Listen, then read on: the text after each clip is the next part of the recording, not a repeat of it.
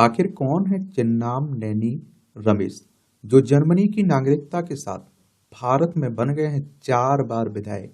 भारत में 4 बार विधायक रहे हैं और इन्हें आप लोग अपनी स्क्रीन पर भी देख रहे होंगे।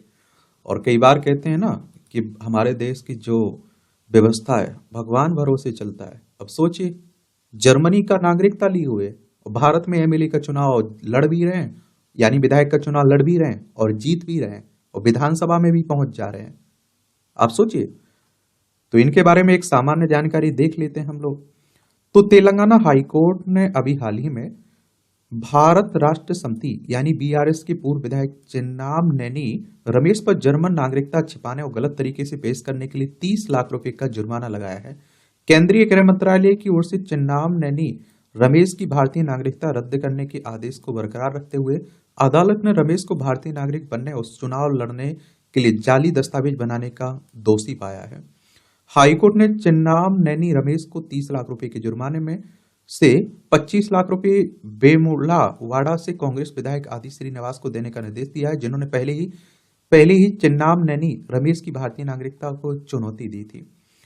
और देखिए, एक बात तेलंगाना चलिए आप लोग, ये हमारा प्यारा भारत है। यहाँ आपको तेलंगाना देखने को मिल जाएगा। आंध्र प्रदेश से अलग करके बनाया गया था तेलंगाना। हैदराबाद इसकी राजधानी आपको देखने को मिल जाएगी।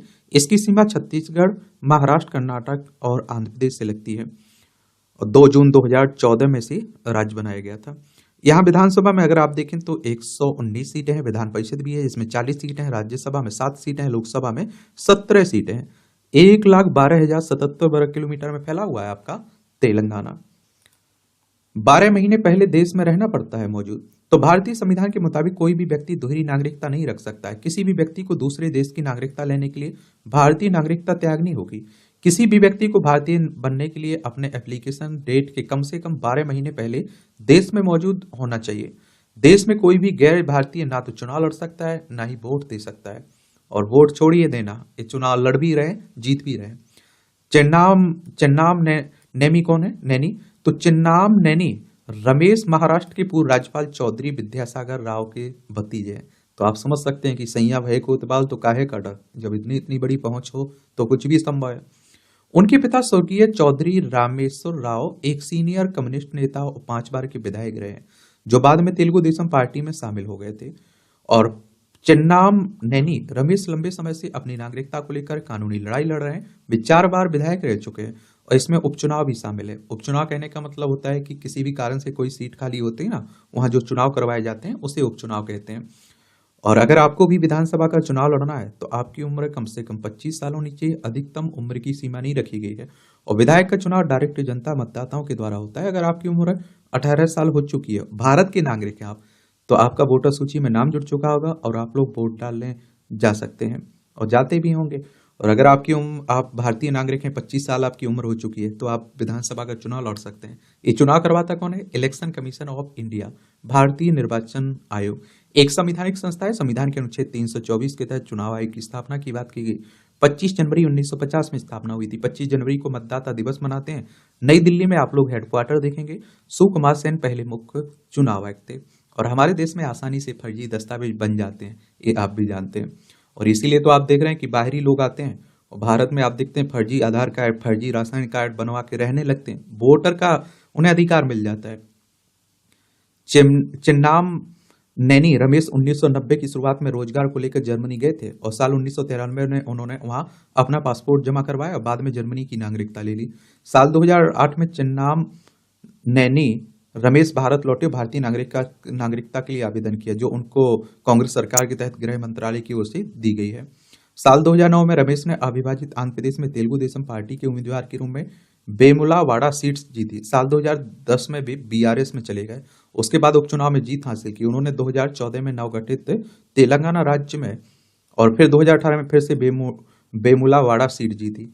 और साल 2020 में भाजपा के नेतृत्व वाली सरकार ने चिन्नामनेनी रमेश की भारतीय नागरिकता रद्द कर दी थी।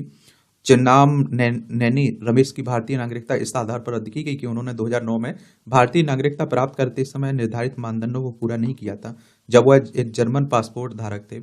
2008 में भारतीय नागरिकता के लिए किया था इन्होंने अप्लाई। तो चिन्नाम नैनी रमेश साल 1990 के दशक में जर्मनी गए थे, जो आपको बताया ना, उन्होंने 1993 में अपना भारतीय पासपोर्ट लौटा दिया था और जर्मनी की नागरिकता हासिल की थी। आंध्र प्रदेश हाईकोर्ट के जस्टिस बी विजयसेन रेड्डी ने रमेश की याचिका को खारिज कर दिया और याचिका उन्होंने केंद्र सरकार के साल 2019 में दिए आदेश के खिलाफ लगाई थी, जिसमें उन्होंने भारतीय नागरिकता रद्द करने की बात कही थी। याचिका खारिज करते हुए कोर्ट ने रमेश के खिलाफ 30 लाख रुपए का जुर्माना लगाया ना।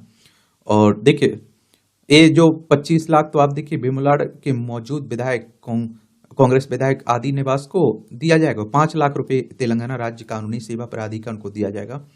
द हिंदू की रिपोर्ट के मुताबिक तेलंगाना कांग्रेस सरकार के सचेतक आदि श्रीनिवास साल 2009 से रमेश की भारतीय नागरिकता के दावे का पर सवाल उठा रहे हैं। उन्होंने सबसे पहले रमेश की दलीलों को चुनौती देते हुए केंद्रीय गृह मंत्रालय के समक्ष एक रिव्यू पिटीशन दायर की थी। रमेश के पास जर्मनी नागरिकता थी और उन्होंने 31 मार्च 2008 को भारतीय नागरिकता के लिए अप्लाई किया था।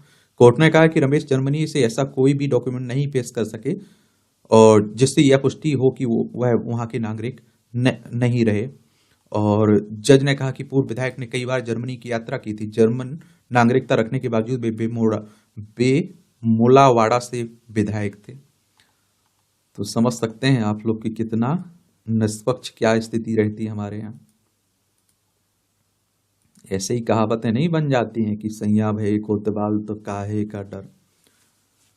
तो ये कहानी है किसकी, देख रहे हो ना, चिन्नाम नैनी रमेश की।